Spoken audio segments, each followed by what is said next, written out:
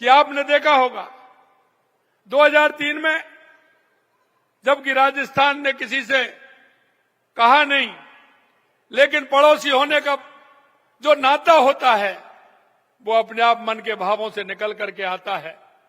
और 2003 में जब माननीय हमारे प्रधानमंत्री जी यहां के मुख्यमंत्री थे तो हमारा सटा हुआ क्षेत्र जालौर और बाड़मेर, जहां पानी की बहुत बड़ी दिक्कत होती थी, हमें सबसे पहले 2003 में नर्मदा का पानी देकर राजस्थान वालों पर बहुत बड़ी मेहरबानी की थी, क्योंकि वो पड़ोसी के दर्द को जानते थे, अनुभव करते थे, तो उन्होंने राजस्थान के लिए पानी दिया।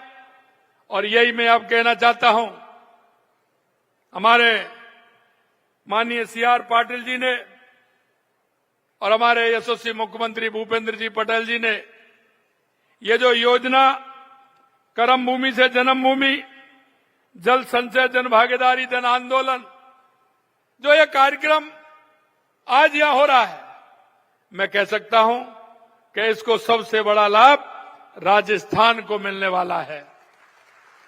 और राजस्थान के हमारे भाई बहन पूरी तरह से पानी की स्थिति को जानते हैं, क्योंकि मध्य प्रदेश के अंदर भी पानी है, गुजरात के अंदर भी है, बिहार के अंदर तो सम्राट जी ने बताया कि कितना पानी आता है। अगर कहीं पानी से अछूता है तो वो राजस्थान है। इसलिए मेरा धर्म बनता है कि पड़ोसी होने के नाते आपने जो सोचा है, राजस्थान के प्रति जो आपका लगाव है, मैं दिल की गहराइयों से गुजरात प्रदेश का बहुत बहुत अभिवादन करता हूं, बहुत बहुत मैं धन्यवाद देता हूं। यह अभियान हमारी आने वाली पीढ़ियों को याद रहेगा, क्योंकि जिस तरह से मैं आज कह रहा हूं कि 2003 में देश के यशस्वी प्रधानमंत्री नरेंद्र मोदी जी जब यहां मुख्यमंत्री थे तो राजस्थान को देखकर गुजरात से पानी देने का काम किया। राजस्थान जहां जल हमेशा से एक अनमोल संसाधन रहा है, वहां जल संरक्षण की परंपरा रही है, क्योंकि हमको तो जल उतना ही मिलता है, बारिश भी कम होती है। लेकिन मैं कह रहा था कि माननीय पाटिल साहब, ये हमारी पुरानी परंपरा रही है जल संरक्षण करने की, लेकिन आपने एक नया उत्साह और उमंग राजस्थान के लोगों में पैदा किया है। हमारी पानी की बहुत बड़ी आवश्यकता होती है, आपने एक अच्छी मिसाल भी बनाई है। मैं हमारे राजस्थान वासियों की तरफ से आपको धन्यवाद देता हूं। हमारे पूर्वजों ने जल संरक्षण की आवश्यकता को गहराई से समझा और उन्होंने डिग्गी बनाने का, कुंड बनाने का, बावरी बनाने का, ये काम हमारा राजस्थान में बहुत हुआ है। लेकिन आपने एक नए आयाम जो स्थापित किया है, निश्चित रूप से इससे अगर हमारा जमीन में पानी रहेगा तो उसको कभी भी निकाल सकते हैं। और हर प्रदेश की जो सबसे पहली आवश्यकता होती है वो पानी की होती है। चाहे कोई भी क्षेत्र हो, सबसे पहले पानी की आवश्यकता होती है। इसलिए मैं कहना चाहता हूं, राजस्थान के अंदर अपार संभावना है, हर क्षेत्र में अपार संभावना है। चाहे वो मिनरल के क्षेत्र में हो, हमारे यहां मिनरल बहुत बड़ी मात्रा में है, चाहे वो हमारे पर्यटक की दृष्टि से हो, चाहे वो कृषि की दृष्टि से हो, हमारा राजस्थान खुशहाल है। लेकिन सिर्फ कमी है तो वो पानी की है।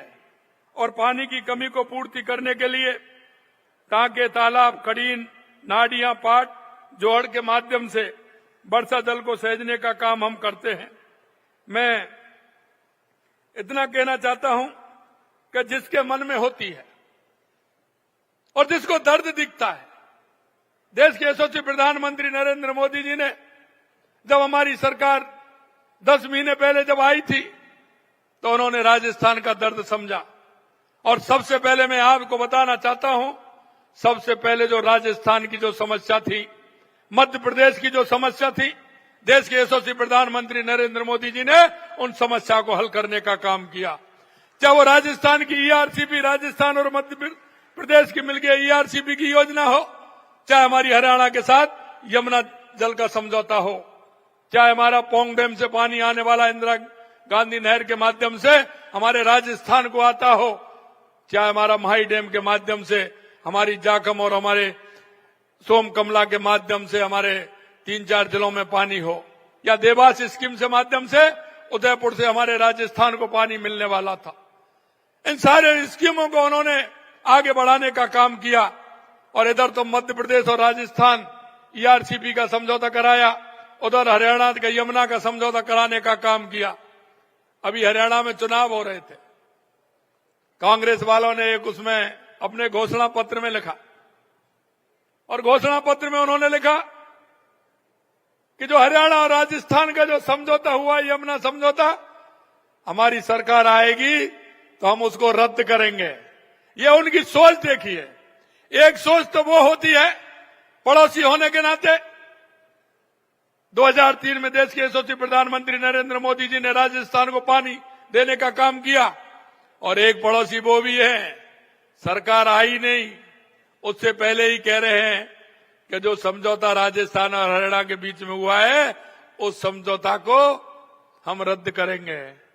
हमने भी कहा कि आपके सपने हैं, आओगे जब ही तो रद्द करोगे,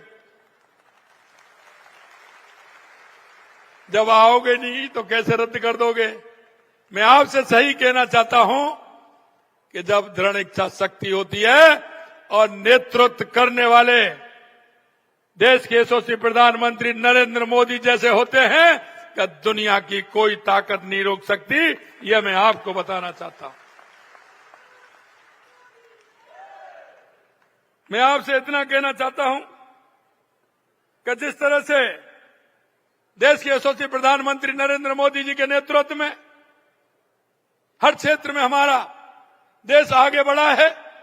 2014 के बाद देश में जो परिवर्तन दिखने लगा है, आज हम आप सब महसूस कर रहे हैं।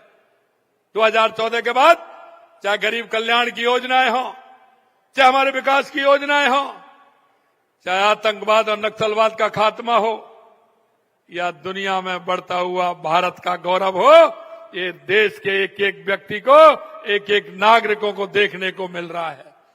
इसलिए मैं कहना चाहता हूं, आज जो काम हाथ में लिया है और जो जिसकी शुरुआत गुजरात से हो और गुजरात में भी सूरत से हो, वो काम रुकने वाला नहीं है। ये देश का जन आंदोलन भी बनेगा, जन भागीदारी भी बनेगी और जल संचय भी होगा। ये मैं आपसे कहना चाहता हूं।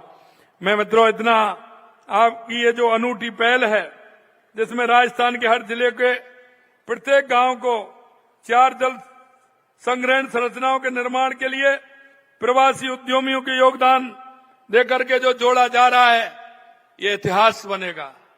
और अभी मेरे को किताब दी थी, मैं अभी कह रहा था कि गुजरात के अंदर राजस्थानी प्रवासी बहुत हैं, लेकिन मैं कहना चाहता हूं, जितनी मोटी किताब दी अभी इतनी मोटी और होने वाली है। क्योंकि आपका कार्यक्रम जिस दिन से यहां बना है, लगातार मैं भी देख रहा हूं, लगातार फोन आ रहे हैं कि आप सूरत भी आओगे, इस काम को हम भी करेंगे। तो एक पहल देने की बात होती है। आपने एक अच्छी पहल के लिए किया है। निश्चित रूप से राजस्थान, मध्य प्रदेश, गुजरात, बिहार, हरियाणा, जो हमारे जितने भी प्रदेश हैं, उन प्रदेशों में ये आगे बढ़ेगा और देश की एक ऐसी योजना बनेगी जो हमेशा देश इसको याद भी रखेगा, और जो हमारे देश में पानी की कमी है उसकी पूर्ति भी ये करेगा। क्योंकि राजस्थान सरकार द्वारा चलाए जा रहे मुख्यमंत्री जल स्वावलंबन योजना 2.0 का भी हम उल्लेख करना चाहूंगा। इस अभियान के तहत हमने राजस्थान में जल संरक्षण का कार्यक्रम किया, जल स्वावलंबन का काम किया।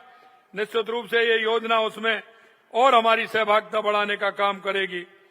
और मैंने जैसा कहा, प्रथम चरण में आपने जो 5,000 से अधिक गांव में 3,500 करोड़ रुपए की लागत से 1,10,000 कार्य करवाए जाएंगे। जिन आज योजनाओं का आपने किया है, उसमें 1,10,000 कार्य इसमें कराए जाएंगे। लगभग राजस्थान के आधे गांव के लगभग इसमें आते हैं। मैं ईश्वर की कृपा से भी हमें कई चीज, आप देखते हैं ना, जब मन में दृढ़ इच्छा शक्ति होती है काम करने का जज्बा होता है। मैं कहना चाहता हूं माननीय CR पाटिल साहब कि इस बार राजस्थान में जो वर्षा हुई है, जितने भी राजस्थान के बांध हैं, एक भी बांध खाली नहीं है, पूरे के पूरे बांध भरे हुए हैं। और उसका कारण है कि जिस तरह से देश के यशस्वी प्रधानमंत्री नरेंद्र मोदी जी पानी के विषय को लेकर के पूरे देश में काम कर रहे हैं, तो ईश्वर भी मेहरबान है। हमने कहा था हमारी ERCP योजना यमुना समझौता जब हुए थे, मैंने कि ये समझौते हुए हैं, लेकिन इससे पहले भी एक ERCP और यमुना आ जाएगी।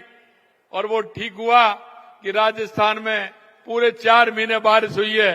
और अभी भी हमारे मध्य प्रदेश के मुख्यमंत्री जी कह रहे थे, वो लेट हुए, कि आज भी उज्जैन में बारिश हो रही है। अरे ये तो होनी ही है, क्योंकि कृष्ण गमन पथ बन रहा है, वो राजस्थान से मध्य प्रदेश जाएगा और मध्य प्रदेश से गुजरात भी आएगा। भगवान कृष्ण मथुरा से राजस्थान के रास्ते से शिक्षा लेने के लिए संदीपन गुरु के आश्रम में उज्जैन गए थे। और जब वहां से उन्होंने पूरी शिक्षा ग्रहण की तो फिर वो द्वारका आए। तो मथुरा से लेकर के राजस्थान, राजस्थान से लेकर मध्य प्रदेश और मध्य प्रदेश से लेकर के गुजरात, ये भगवान कृष्ण की भूमि है। और भगवान कृष्ण की भूमि में ये काम होना उनकी प्रेरणा है। और देश के यशस्वी प्रधानमंत्री नरेंद्र मोदी जी के नेतृत्व में ये काम हो रहा है। अंत में मैं आपसे इतना कहना चाहता हूं कि पानी की महिमा को हम आप जानते हैं। हमारे बुजुर्गों ने बहुत अच्छा काम किया है, क्योंकि गर्मियां जैसे आती हैं, आप गुजरात में देखते हैं, जहां भी आवश्यकता होती है, हमारे परिवारजन, हमारे सभी लोग पानी के लिए प्याऊ लगाते हैं। पानी के लिए सभी जगह जहां पानी की व्यवस्था करने का काम, प्याऊ से लेकर के पशुओं की व्यवस्था करने का काम करते हैं। और इसलिए मैं कहना चाहता हूं कि ये हमारे विचार में है, और हमारे विचार में है तो ये पुण्य हम आप सभी को मिलता है। और जब पुण्य करते हैं तो उसका फल भी ईश्वर देता है, क्योंकि कंठ को जब पानी मिलता है, जब पानी की आवश्यकता होती है, तो व्यक्ति की आत्मा कितनी तृप्त होती है। मैं यही कहना चाहता हूं, एक तरफ तो वो पानी पिलाने वाले हैं जो पानी पिलाने का काम करते हैं, पानी की नई नई योजना बनाने का काम करते हैं, और एक तरफ वो लोग हैं जो किसी को पानी पिलाते हैं तो बीच में रोक लेते हैं। और वो रोकते हैं, लेकिन वो रुकता नहीं है, क्योंकि अभी अभी आपने देखा, जो मैंने आपको उदाहरण दिया है। लेकिन वो देखते हैं, वो कहते हैं ना कि एक हांडी तो जाती है लेकिन जात देख ली जाती है। समझ रहे हो ना मेरी बात? ये स्थिति उनकी होती है, क्योंकि जो पानी नहीं दे सकता, लेकिन मुंह से बोलो तो मत ही, वो कह रहे हैं कि समझौता हो गया तो हम रद्द कर देंगे। इसलिए मैं आपसे कहना चाहता हूं कि ऐसे जो लोग हैं, एक तरफ तो जल की बूंद बूंद की चिंता कर रहे हैं कि मेरा गांव का पानी गांव में रुके, खेत का पानी खेत में रुके, किसान को उसका फायदा हो, उद्योगपति को फायदा हो, पशुओं को फायदा हो, पक्षी को पानी पीने की परेशानी नहीं हो। और एक तरफ वो लोग हैं